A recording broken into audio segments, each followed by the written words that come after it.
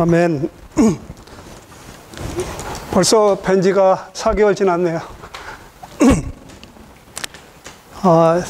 이번에는 이렇게 요한복음을 교통하게 되는데, 요한복음은 굉장히 쉬운 책이죠. 이렇게 누구나 쉽게 접촉할 수 있는 쉬운 책이지만, 그러나 이 요한복음은 생명의 책인 것입니다. 그래서 생명에 관한 것은 이렇게 쉽고 편하게 접할 수 있지만, 그러나 그 속에 감춰진 것은 너무나 신비한 것이죠. 그래서 요한은 이 말씀을 쓸 때, 요한이 이제 나이가 많이 들었을 때입니다.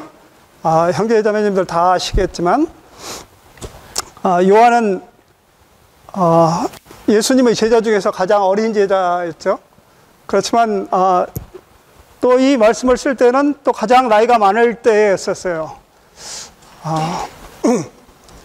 그 많은 이제 시간을 지나면서 이 복음이 많이 변질되어 가지고 바울이 전한 이런 완전한 복음이 많이 쇠퇴해져 가고, 그래서 예수님에 대한 많은 이단들이 생겨나고, 그래서 예수님의 신성을 부인하는 그런 일들이 아주 많이 있었습니다.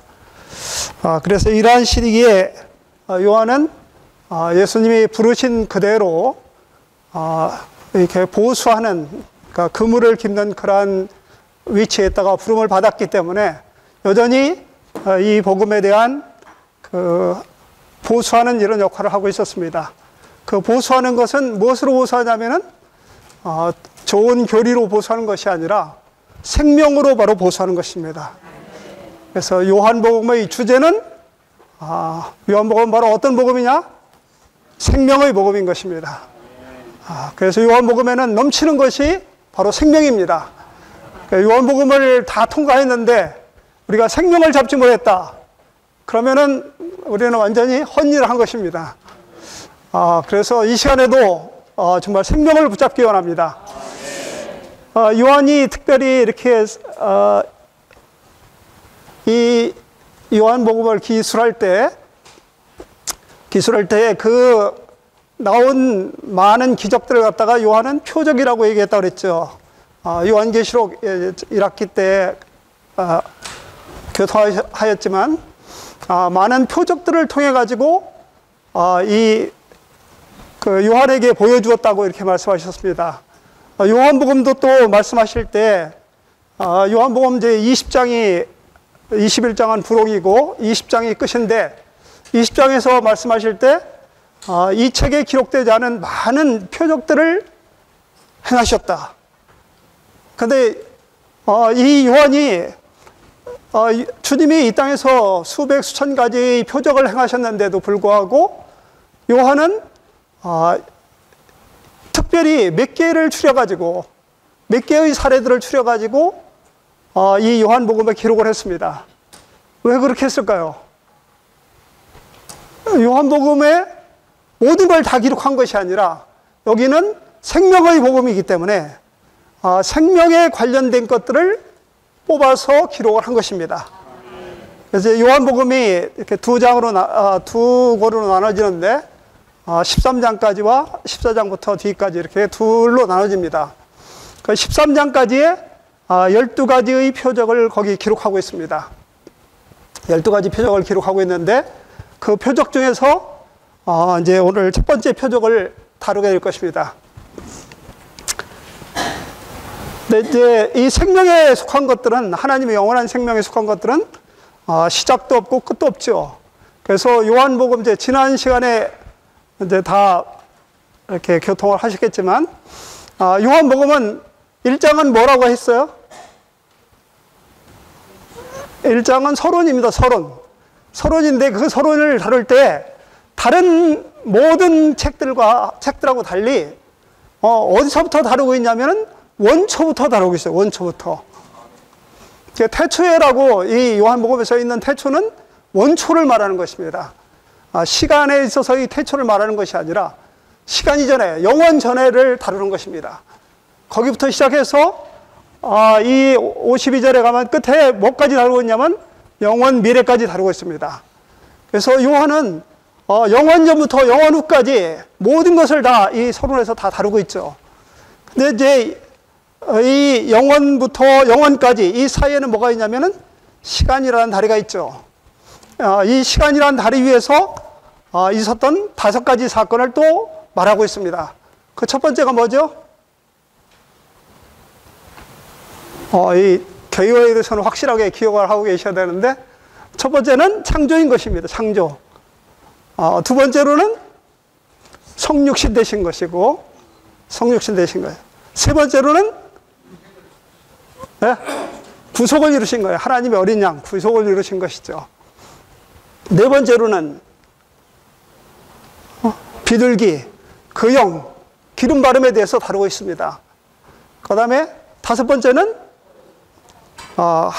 하늘과 연결되어 있는 사다리, 하늘과 땅을 함께 잇는 이런 건축에 대해서 다루고 있죠. 그래서 이 시간 가운데 이 5가지를 다루고 있습니다. 이런 것들을 이렇게 요한복음 1장이 지났는데 그냥 뭐를 다뤘는지 잘 모르겠다 하지 마시고 이러한 중점들은 딱 잡고 계셔야 됩니다. 그럼 오늘 이제 오늘 1교시에 잡아야 될 건 뭔가? 바로 1번입니다. 생명의 원칙. 생명의 원칙. 생명의 원칙은 죽음을 생명으로 바꾸는 것. 이제 아까 말씀드린 대로 1장부터 시작해가지고 13장까지 12가지의 그 표적들을 다루고 있는데, 그 표적을 다루고 있는데, 이 2장에서 2가지 표적을 다루고 있습니다. 첫 번째로는 이 물을 포도주로 변케 하신 이 한 가지 사건을 다루고 있고, 한 가지 표적을, 또 한 가지는 그분이 성전을 깨끗하게 하신 이런 표적을 다루고 있습니다. 표적이라고 하는 것은 이제 늘 이제 여러 번 뭐 요한복음, 요한계시록 하실 때 계속 들으셨죠. 표적은 뭐냐면 영적 의미를 담고 있는 이러한 상징이 표적인 것입니다. 그리고 이제 2장의 이 2가지 표적, 2가지 표적, 물을 포도주로 변케 하신 것과 그 다음에 성전을 깨끗하게 하신 이런 표적을 행하셨고, 13장에는 제자들을 이제 발을 씻겨주시는 그러한 세족 그 행사를 다루고 있죠. 이 표적을 제외하고 그 사이에 9가지 표적을 다루고 있습니다. 그 9가지 표적은 다 이 원칙, 생명의 원칙에 부합되는 표적들인 것입니다. 그러니까 예수님께서 이 땅에서 많은 표적을 행하셨지만 그 많은 표적 가운데서 딱 9가지를 드러내셨습니다. 그 9가지는 다 사망에서 생명으로 변화되는 이런 것을 다루고 있는 것입니다. 그러니까 이 9가지 표적은 우리가 뭐라고 얘기할 수 있냐면, 이 9가지 표적에 나온 사람들은 다 사망의 어떠함을 보여주는 것이다 하는 것이죠. 우리는 생명에 속한 것이 무엇이고 사망에 속한 것이 무엇인가 분명하십니까? 어때요? 어떤 때는 내가 이게 생명에 속한 건가? 사망에 속한 건가? 내가 이게 생명나무에 속한 건가? 지식나무에 속한 건가? 혼돈될 때가 많으시잖아요. 이 9가지 표적이 사망에 속한 것이 무엇인가 하는 것을 확실하게 보여주고 있습니다. 첫 번째 사례가 누구냐면 니고데모가 있죠. 니고데모. 니고데모는 뱀에게 물린 사람이에요. 뱀에게 물린 사람. 두 번째 사례는 누구냐면은 목마른 사람이에요. 우리가 목마르다. 그러면 목마른 사람. 죄송합니다. 이 두 번째 사람은 부도덕한 여인이에요. 부도덕한 여인. 물론 목이 마르지만 부도덕한 여인인데 사망에 속한 것이 무엇이냐? 부도덕한 것도 사망에 속한 것입니다. 우리가 처음에 이제 이 니고데모처럼 모든 것이 합당한 사람, 옳은 사람, 이런 사람이지만요, 니고데모는 낮에 예수님을 찾아오지 못했어요. 왜 밤에 예수님을 찾아왔을까요? 왜 그랬을까요? 그게 가면입니다, 가면. 우리는 많은 가면, 위선, 이런 것들에 쩔어 있는 사람들이에요. 그래서 낮에는 사람들이 볼까봐 예수님을 못 찾아오고, 이 나이 많은 사람이 젊은 30대 청년을 가서 선생님하고 찾아가서 뵙지를 못하고 낮에 안 보일 때 밤에 살짝 찾아간 것입니다. 아주 이렇게 신사인 사람도 많은 위선이 있는 것입니다. 이런 것들이 다 뭐냐면 사망에 속한 것이죠. 그 다음에 또 뭐가 나오죠? 죽어가는 사람들이 또 있어요. 우리는 다 죽어가고 있는 사람들이고, 또 그 다음 사례는 뭐냐면은, 무기력한 사람들이에요. 무기력한 사람. 여기 연못이 베데스다 연못이 통할 때, 우리는 다 알아요. 먼저 뛰어 들어가면은 다 낫는다 알지만, 뛰어 들어갈 능력이 없는 사람들이죠. 우리가 무기력하다. 그러면은 사망에 속한 것인 줄 아셔야 돼요. 그 다음에는 또 무엇입니까? 이제 배고픈 사람들이 나오죠. 우리가 배가 고프다. 우리에게는 만족시키는 것이 없다. 그러면은 우리는 사망에 속한 것입니다. 그 다음에는 목마른 사람들이 나옵니다. 그 목마른 사람들, 우리가 갈증을 느낀다. 이러면은 우리는 사망에 속한 것을 아셔야 되죠. 그 다음에 또 뭐가 나옵니까? 죄를 진 현장에서 잡힌 여인이 나오잖아요. 죄에 속해 있다. 그것도 사망인 것입니다.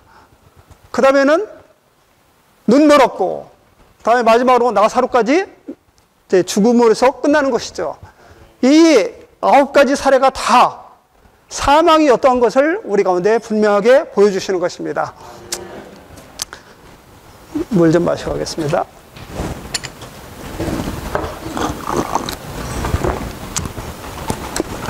자, 그러면은 한번 천천히 읽어가면서 말씀을 보도록 하겠습니다. 1. 생명의 원칙. 죽음을 생명으로 바꾸는 것. A. 그리스도께서 부활 안에서 오심. 이 표적을 행하신 날은 3일째 되던 날이었다. 3일째 되던 날은 부활의 날이다. 요한복음 1장에서 세 차례 요한은 이튿날을 말한다. 순서에 따르면 이것은 사실상 5째 날이어야 한다. 그러나 5째 날이라고 말하지 않고 요한은 3일째 되던 날이라고 말한다. 요한복음은 그냥 우리가 일반적으로 이 세상에서 가지고 있는 관념을 가지고서 말씀을 대하면은 안 맞아요. 안 맞아. 요한이 쓴 것은 아주 특별합니다. 그래서 요한은 이 날에 대해서 썼을 때 명절 끝날, 곧 큰 날에 이렇게 말씀하셨잖아요. 명절 끝날이 왜 큰 날인가? 우리는 이해가 안 되잖아요. 명절 첫날도 아니고 왜 끝날이 이렇게 큰 날인가? 첫날 이렇게 전체가 같이 모이는데 그날이 큰 날이 아닌가? 이렇게 생각이 되지만 주님은 명절 끝날이 제일 큰 날이래요. 요한은 왜 명절 끝날이 제일 큰 날일까요? 그날 주님이 역사하시니까 큰 날이죠. 그러니까 우리 관념하고 우리 세상적인 관념하고 요한의 관념은 다릅니다. 우리는 다음 날 예수님께서 하나님의 어린 양이신 것을 이제 요한이 말했잖아요. 그 다음 날 보고 또 그 다음 날이라고 했어요. 그 다음 날 보고서 보라 하나님의 어린 양이로다. 이게 세상죄를 첫날은 그 다음 날은 세상죄를 제거하는 하나님의 어린 양이로다 이렇게 말씀하시고, 또 다음 날은 예수님이 다니시는 것을 보고 보라 하나님의 어린 양이로다 이렇게 하고, 또 그 다음 날은 이제 빌립과 누구죠? 그 똑똑한 친구 네? 나다네. 이들을 이렇게 부르신 것이 그 다음 날이잖아요. 그러면은 둘째, 셋째, 넷째, 다섯째 날이어야 되는데, 우리 사람의 관념은 다섯째 날이어야 되는데, 요한은 계속 다음 날 하더니 갑자기 세 번째 날 이렇게 말씀하셔요. 왜? 세 번째 날이 영적인 의미가 있어요. 세 번째 날이. 요한은 그냥 일부러 세 번째 날이라고 얘기한 것입니다. 세 번째 날은 무슨 날이죠? 네, 주님께서 부활하신 날입니다. 주님께서 부활하신 날이 바로 세 번째 날이죠. 2번 2장 1절에 있는 3일째 되던 날에 예수님께서 물을 포도주로 바꾸신 날이었다. 2장 19절에 3일 만에 주님은 그분의 몸인 성전을 일으키셨다. 3일째 되던 날과 3일 만에라는 두 표현은 모두 부활을 가리킨다. 이것이 부활 안에서 이루어지는 일이라는 것을 보여주기 위해서 요한은 이 2장에서 두 번이나 3일째 되는 날을 얘기했습니다. 두 번이나. 그 첫 번째 표적과 두 번째 표적에서 이것은 다 3일째 되는 날에 일어난 것입니다. 그 3일은 바로 부활을 가리키는 것이죠. 이 두 가지 표현을 사용함으로써 요한은 2장에 있는 두 가지 표적이 다 주님의 부활과 관련된다는 것을 암시한다. 자, 그러면은 2장에는 이제 요한복음의 주제가 뭐라고 그랬습니까? 생명과 건축. 예. 이 2장에서 생명과 건축을 다 보여주고 있어요. 그 첫 번째 표적은 생명이고 두 번째 표적은 건축인 것입니다. 그런데 이 생명과 건축은 다 어디에 속한 것입니까? 부활에 속한 것이죠. 이 생명과 건축은 다 부활에 속한 것입니다. 우리는 생명하면 우리가 가지고 있는 이 생명을 많이 생각하기 때문에 이 생명이 어떤 생명인지를 잘 몰라요. 그런데 참다운 생명은 부활 안에 있는 생명이 참다운 생명인 것입니다. 우리는 어떤 생명을 받았습니까? 지금 새로 받은 생명은 부활 안에 있는 생명인 것입니다. 4번 갈릴리는 멸시받는 곳이었다. 가나는 갈대를 의미하며 갈대는 약하여 깨어지기 쉬운 사람들을 상징한다. 우리는 멸시받는 곳에 살고 있고 약하고 깨어지기 쉬운 사람들이다. 그러나 부활 안에서 주님께서 우리에게 오셨다. 갈릴리는 멸시받는 땅이죠. 갈릴리에서 무슨 선한 것이 나오겠나. 예수님께서 계속 갈릴리에 사셨기 때문에 사람들은 그의 근원을 잘 몰라요. 예수님은 어디서 태어나셨죠? 네, 갈릴리가 아니고 베들레헴에서 태어나신 분이시죠. 그렇지만 예수님이 베들레헴에서 태어난 걸 사람들이 잘 몰라요. 그분이 갈릴리에 사셨기 때문에. 그러니까 갈릴리에서 무슨 선한 것이, 그러니까 지식으로 알고 있는 사람들은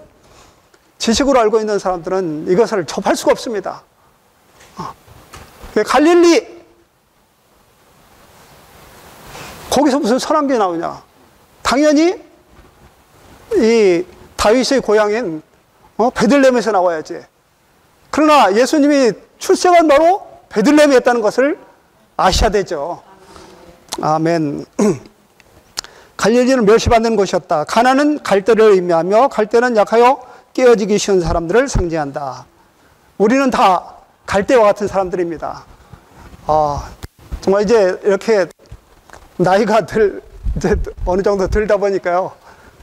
이제 옆에서 이렇게 돌아가셨다는 분들이 너무나 많아요. 근데 그 돌아가셨다는 분들이 정말 놀랍게도 아주 어저께까지 건강하셨는데 갑자기 돌아가신 분들이 많아요. 우리는 다 갈대와 같은 사람들입니다. 갈대 잘 아시죠? 이렇게 딱 보면은 견고하게 생긴 것 같지만 딱 꺾어보면 금방 뚝 부러지잖아요. 정말 약하고 깨어지기 쉬운 사람들입니다. 그러나 이렇게 약하고 깨어지기 쉽기 때문에 주님께서 오시는 것입니다. 우리가 강하다 이러면은 주님은 우리에게 안 오십니다. 인생의 결혼잔치.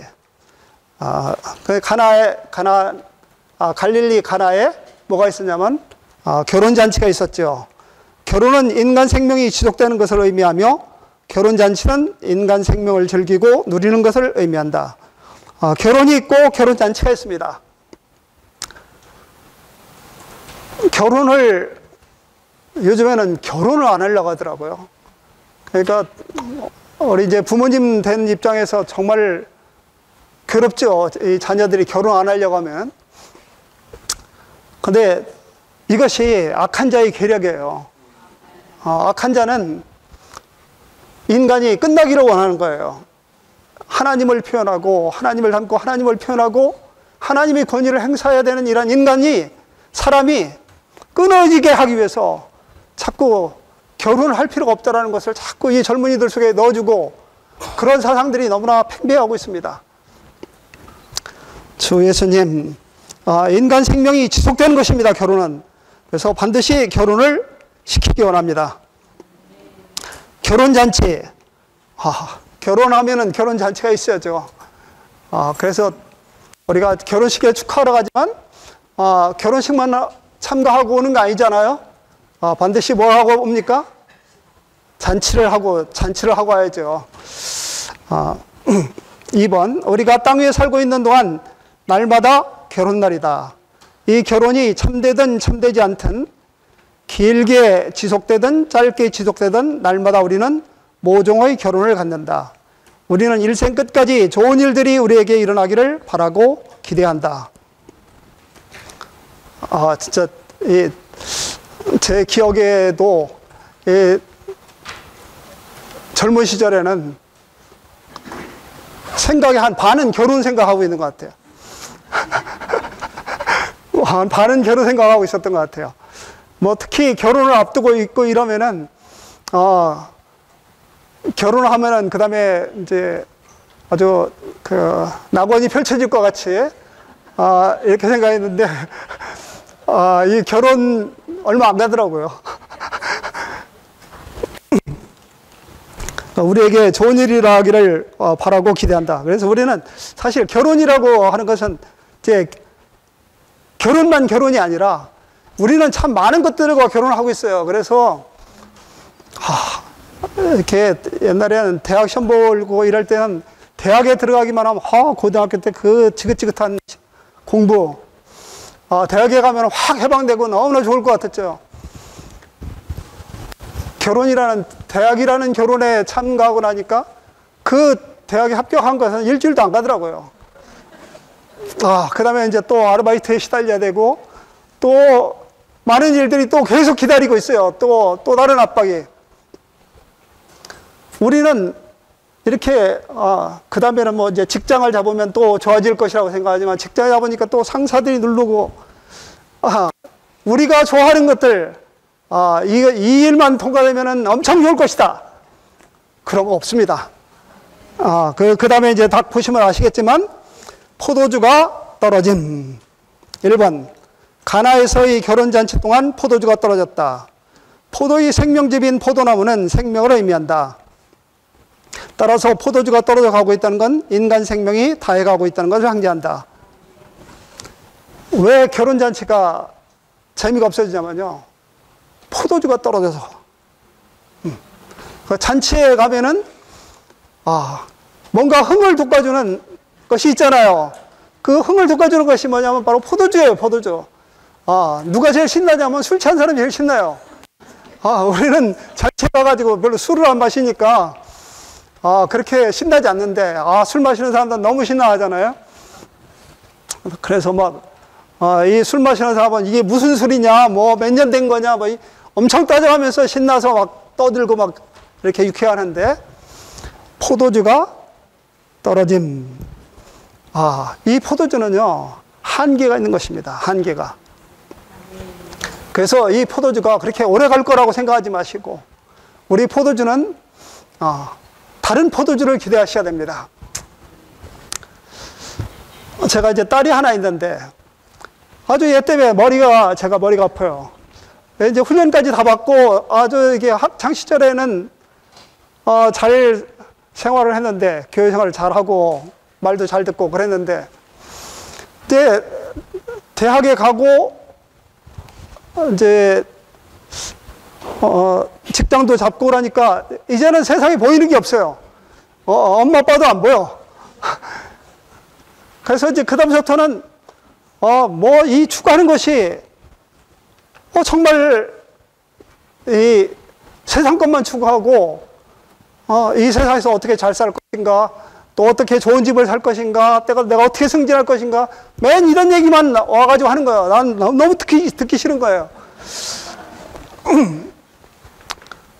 그리고 이제 자기 잘났다고 이게 얼마나 잘 나가고 있는가를 계속 얘기하고, 그래서 주님, 이제 주님 앞에 기도를 했습니다. 이게 제가 아버지로서는 굉장히 힘든 기도인데, 주님, 포도주가 떨어지게 해주십시오. 제 포도주가 좀 떨어지게 해주십시오. 근데 이게, 주님께 기도하면 할수록, 이게 갈수록 더 하네. 갈수록 더 해. 너무나, 제 편에서 너무나 괴로운 거예요. 주님, 정말 강하게 때리십시오. 제가 막 그런 기도를 했습니다. 근데 정말 이제 서서히 올 초서부터 이제 뭔가 안 좋은 일들이 생기고 있다는 걸 이제 와가지고 조금씩 얘기하더라고요. 이제 때가 됐는가 보다. 근데 이제 한 두세 달 전에 정말 크게 타격을 내가 한번 받았어요. 딱 타격을 받으니까 무릎을 딱 꿇었어. 딱 꿇더니 이제 엄마 아빠의 도움이 필요하다. 엄마 아빠의 도움이 필요한 것이 아니라 하나님의 도움이 필요하다. 그래서 이제부터 서울교회 나가라. 그래가지고 얘가 이제 뭐 워낙 타격 크게 받아가지고 뭐 그 타격이 저희 집사람에게까지 올 정도로 큰 타격을 받았는데, 그러니까 이제 잘났다 소리를 이제 못 하더라고요. 그러더니 이제 서울교회 서초동 집회소로 이제 나가기 시작했습니다. 저는 정말 그 딸애가 들으면은 굉장히 서운할 얘기지만, 저는 그날 주님 앞에 너무 감사했습니다. 주님, 제가 이렇게 계속 기도하게 안 들어주시는 것 같았는데, 계속 악화되는 것 같았는데, 한순간에 바뀌어주셨어.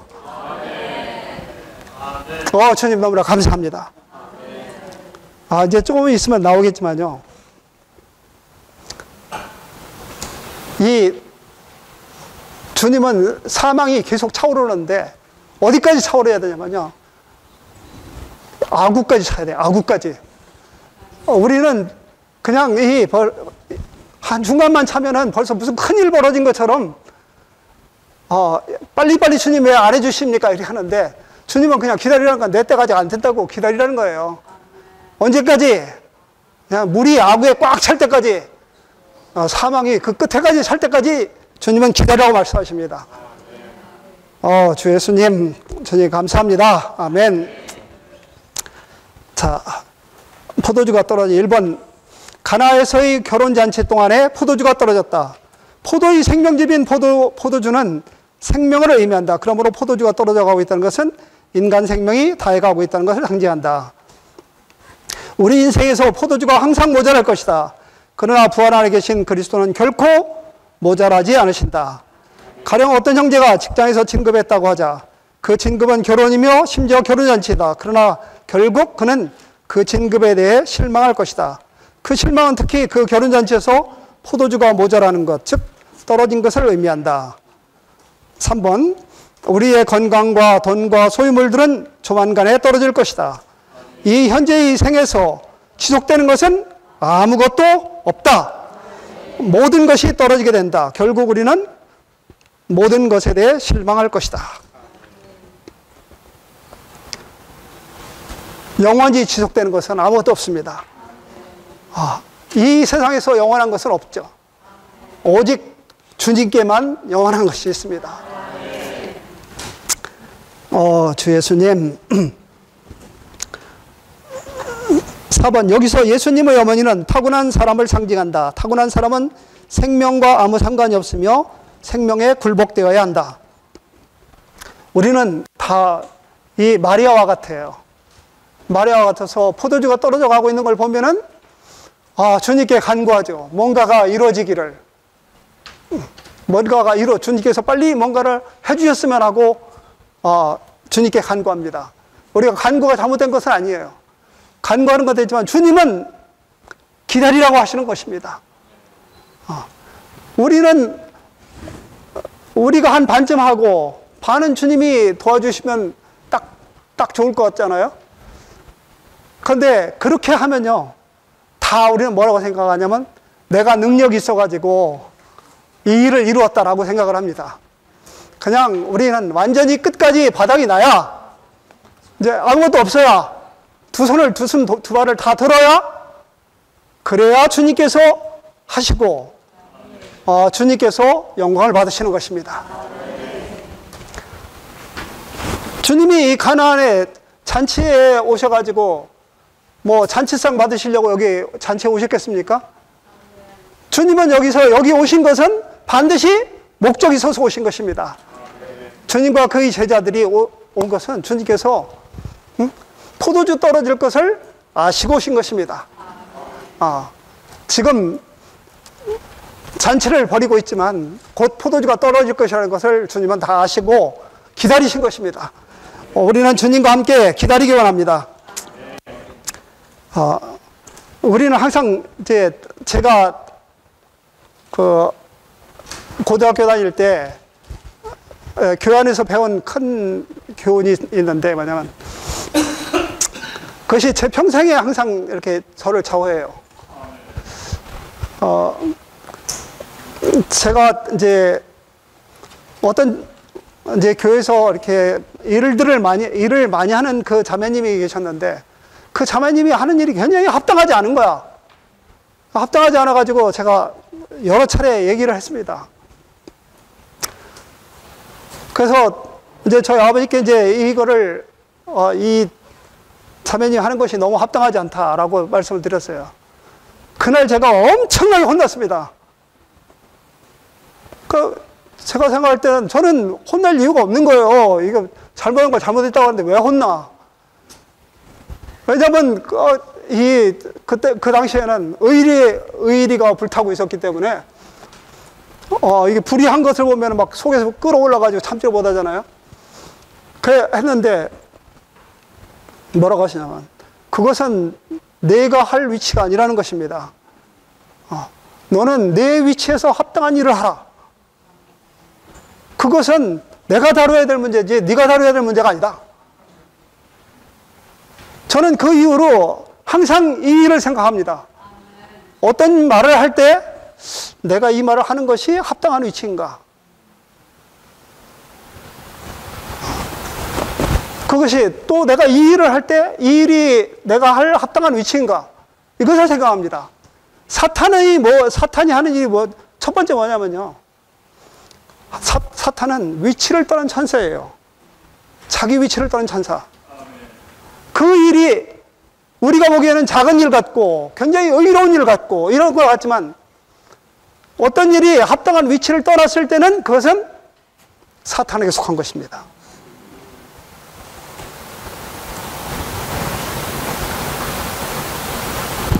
그래서 여기 마리아는 예수님에게 명령할 만한 그런 위치에 있는 사람이 아니에요. 예수님은 마땅히 알고서 그곳에 가신 것이지 예수님이 잔치 누리러 거기 가신 것이 아니에요. 주님은 거기서 하나님께 영광을 돌리기 위하고 제자들에게 사망에서 생명으로 바꾸는 것들을 보여주기 위해서 거기로 가신 것이지 예수님이 잔치하러 가신 것이 아니잖아요. 그런데 무엇을 얘기해야 될지 무엇을 간구해야 될지 우리는 정말 너무나 모릅니다. 우리는 심지어 간구조차도 합당한 간구를 하기 원합니다. 주 예수님, D번 보겠습니다. 죽음을 상징하는 물로 씻는 유대인의 정결의식은 죽은 어떤 실행으로 사람들을 깨끗하게 하려는 종교인들의 시도를 의미한다. 그러나 주님은 죽음을 생명으로 바꾸신다. 2번, 두세 통은 76리터 혹은 114리터에 해당한다.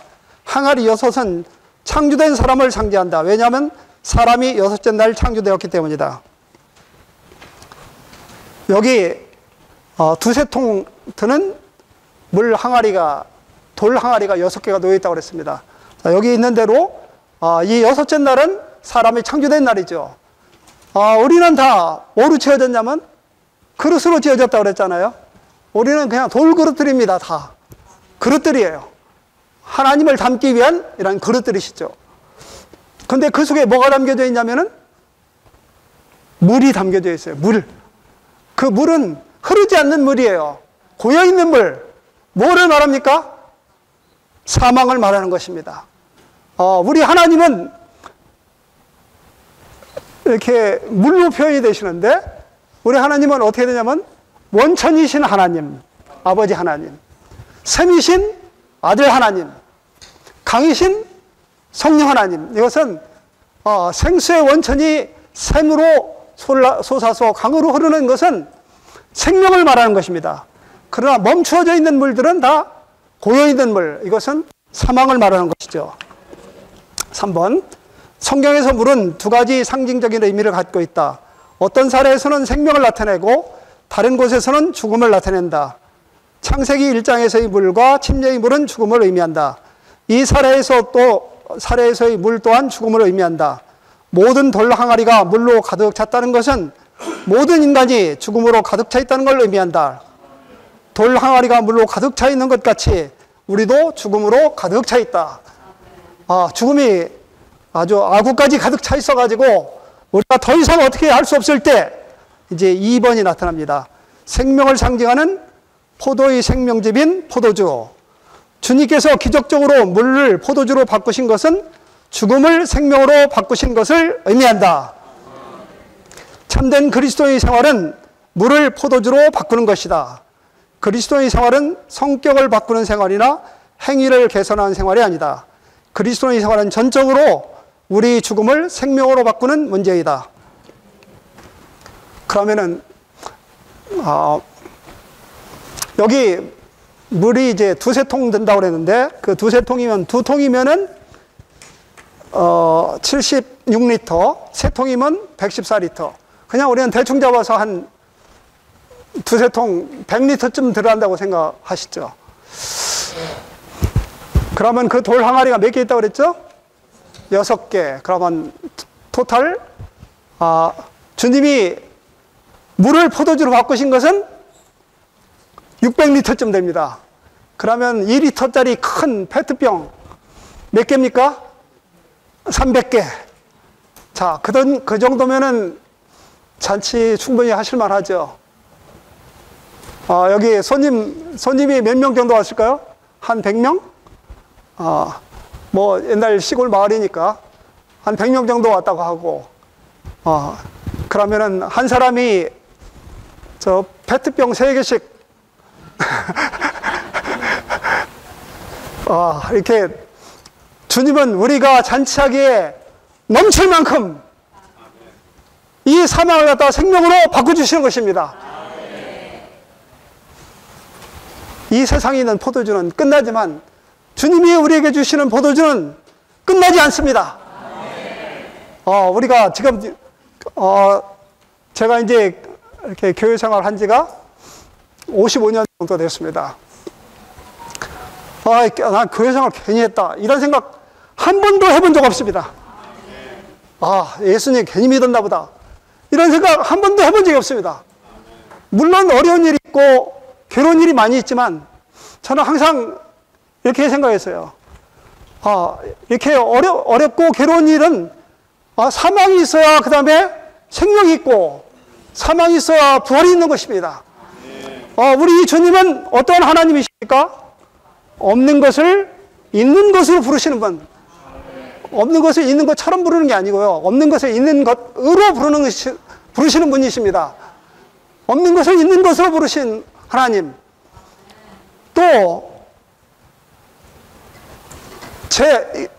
이렇게 죽어가지고 죄만 남아있더라도 그곳에서 부활하시는 하나님. 우리 하나님은 이런 분이십니다. 그래서 비록 하루가 정말 괴롭게 지나갔지만 우리에게는 그 다음날이 있잖아요. 그 다음날은 새로운 날인 것입니다. 부활의 날인 것이죠. 주 예수님, 제가 지금 55년 동안 이 물을 마시고 있는데, 이 포도주를 마시고 있는데, 늘, 이 포도주가 떨어져서 또 목이 마르다. 이런 생각을 해보지 않았습니다. 그냥 제가 안 마셨을 뿐이지.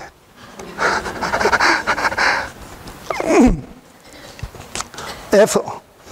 새로 나온 포도주가 이던 포도주보다 훨씬 더 좋음. 1. 결혼잔치는 우리의 타고난 생명 안에 있지 않고 거듭남으로 얻은 새 생명 안에 있다. 여기서 우리는 거듭남으로 얻은 생명이 원래의 생명보다 훨씬 더 좋다는 걸 발견할 것이다. 덜 좋은 포도주로 상징되는 우리의 이전 생명은 훨씬 열등하다. 주님은 우리에게 처음이 아닌 나중에 가장 좋은 것을 주셨다. 창조된 사람의 첫 번째 생명은 낮은 생명이고 두 번째의 신성하고 영원한 생명이 가장 좋은 생명이다. 그리스도께서 우리를 죽음에서 생명으로 옮기셨기 때문에 우리에게는 영원한 기쁨이 있다. 3번. 새로운 결혼잔치는 우리가 구원받을 때 시작되었고 결코 끝나지 않을 것이다. 우리에게는 하나님의 생명, 즉 하나님 자신인 신성한 포도주가 있기 때문에 항상 우리 안에 기쁨이 있고 결혼잔치가 있다. 하나님은 항상 두 번째 좋으신 것을 주셔요. 우리 주님은 어떤 사람이시죠? 처음 사람이 아니라 마지막 아담인 것입니다. 첫 번째는 에서이고 두 번째는 야곱입니다. 첫 번째는 우리의 옛사람이고 두 번째는 새사람인 것입니다. 주 예수님께서 이 처음 표적을 갈릴리 가나에서 행하셔서 그분의 영광을 나타내셨다. 그래서 그분의 제자들이 그분을 믿었다. 1번. 성경에서 어떤 문제를 처음 언급하는 것은 그 문제에 대해 원칙을 세우는 것이다. 그러므로 이 처음 표적은 그 후에 모든 표적에 대한 원칙, 즉 죽음을 생명으로 바꾸는 원칙을 보여준다. 앞으로 이제 9가지 사례들을 계속해서 이제 다루게 될 텐데 이 9가지 사례들은 모두 다 사망을 생명으로 바꾸는 이 원칙에 해당되는 것입니다. 하나님께서 이제 요한복음을 이렇게 둘로 나누면 앞에 13장까지는 뭐라고 그랬죠? 13장까지는 하나님께서 오셔가지고 하나님께서 사람에게 나오시는 것입니다. 나오시고 하나님을 사람에게 이끌어 오시는 것이고 14장부터는 사람을 하나님께로 이끌어 가시는 것이에요. 그래서 여기서는 하나님을 사람에게 이끌어오고 사람을 하나님께 이끌어와서 요한은 항상 뭐를 얘기하냐면 사람과 하나님의 상호 거처, 서로가 서로 안에 건축되는 것을 항상 말씀하고 계십니다.